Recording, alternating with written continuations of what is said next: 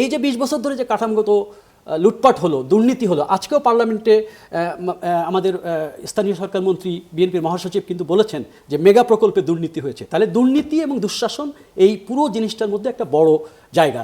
সেই জায়গাকে অ্যাড্রেস করতে হলে কাঠামোগত যে দুর্নীতি সেটাকে অ্যাড্রেস না করে আপনি এই প্রবলেম কোনোভাবেই সলভ করতে পারবেন না, এটা আরও জটিল হবে। সুতরাং আমি মনে করি যে একটা বাস্তব সমস্যা এসছে এবং আমরা এখন কাঠামোগত জায়গা, যেমন কাঠামোগত জায়গা কি আপনি দেখেন, আমাদের পুরো বিদ্যুৎ জ্বালানি খাতটা আমদানি নির্ভর, প্রাইমারি ফুয়েল আমদানি নির্ভর, আমরা বিদ্যুৎও আমদানি করি আমদানি নির্ভর, এবং বিদ্যুতের আমদানির রেশিও আপনি যদি দেখেন 10 থেকে 15% হয়ে গেছে। এটা ক্রমশ আরও বাড়বে যে কাঠামো আমরা তৈরি করেছি।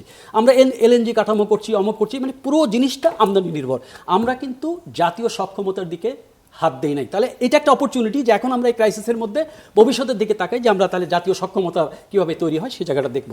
সুতরাং এই ক্রাইসিসটা একটা ক্রাইসিস হচ্ছে, এখানে একটা সুশাসনের সমস্যা আছে, শুধু আমরা কথা বলছি। আরেকটা জিনিস আমরা দেখছি, আমরা গত 8-10 দিন ধরে কনজিউমার অ্যাসোসিয়েশনের পক্ষ থেকে আমরা নানা রকম রাউন্ড টেবিলের আলোচনা করতে যে একটা জিনিস দেখছি যে এই জায়গাগুলোতে বিএনপির লোকজনকে আমরা পাচ্ছি না, জামাতের লোকজনকে আমরা পাচ্ছি না। আসবে বলতেছে কিন্তু তারা আসছে না। তার মানে তারা এটা ফেস করতে চাচ্ছেন না। এই ক্রাইসিসটা ফেস করতে হবে, মানুষের সাথে প্রবলেমটা বলতে হবে এবং স্টেক হোল্ডারদের সাথে মিশতে হবে যে কী প্রবলেম। ঠিক আছে, আসেন সবাই মিলে আমরা একটা জাতীয় সংকট যদি হয় সবাই মিলে আমরা ফেস করি।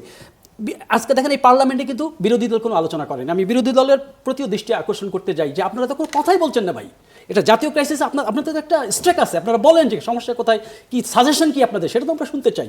সুতরাং আমি মনে করি যে একটা রাজনৈতিক দলগুলোর একটা বড় দায়িত্ব আছে, জনগণেরও দায়িত্ব আছে। কারণ এখন কিন্তু তেলের দাম, সরকারের বড় ক্রেডিট, সরকার এখনো তেলের দাম বাড়ায় নাই, কিন্তু তেলের দাম না বাড়ানোর ফলেও একটা সংকট আছে যে পাচার হয়ে যাওয়ার একটা সম্ভাবনা আছে।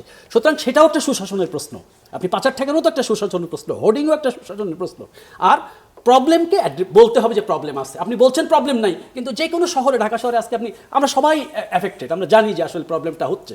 সুতরাং আমি মনে করি যে সত্যকে স্বীকার করে নিয়ে এবং যে কথা বিএনপি তার নির্বাচনী 31 দফায় বলেছে সেই জায়গাগুলোকে অ্যাড্রেস করা খুব জরুরি।